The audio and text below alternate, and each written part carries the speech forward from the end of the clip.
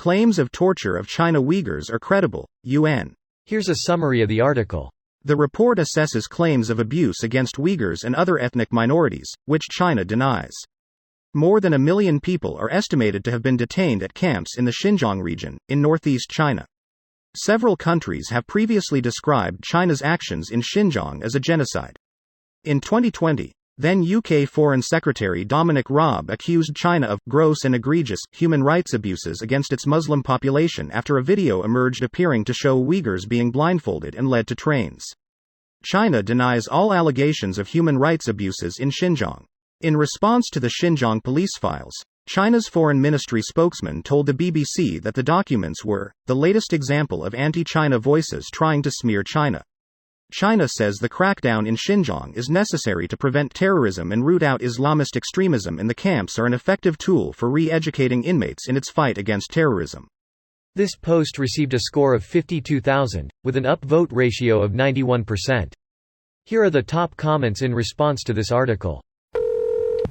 Okay, it's been like 10 years. Is anyone gonna do anything about it? Unlikely. I know, never again, is a common theme on the anniversary of the Holocaust. Yet it is still happening in parts of the world. Sad. Genocides happen constantly. Governments only care if it affects them directly.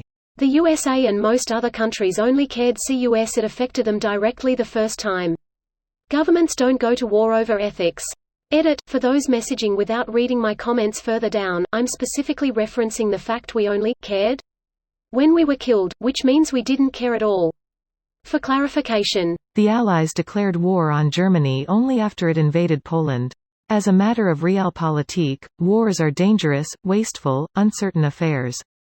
It's very hard to ask your own citizens to put their blood and treasure on the line unless the cause is a very compelling one. Sadly, that country over there may be mistreating its own people. Isn't that sort of argument?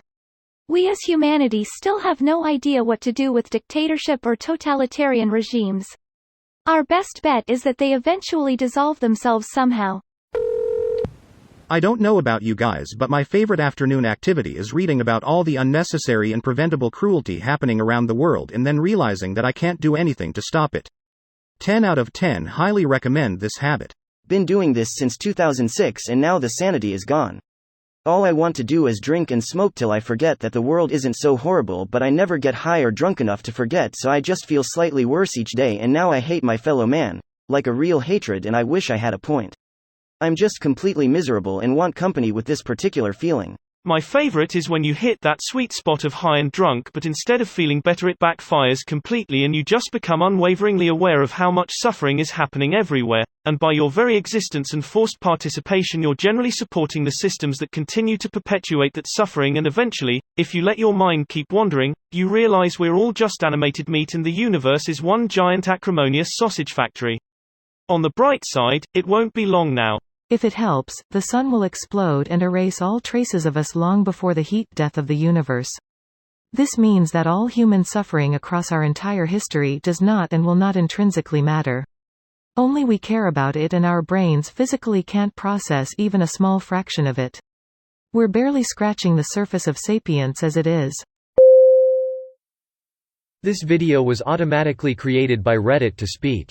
The article and comments in this video were selected from Reddit according to their upvotes, and any paraphrasing was performed by smmry.com, without any human intervention.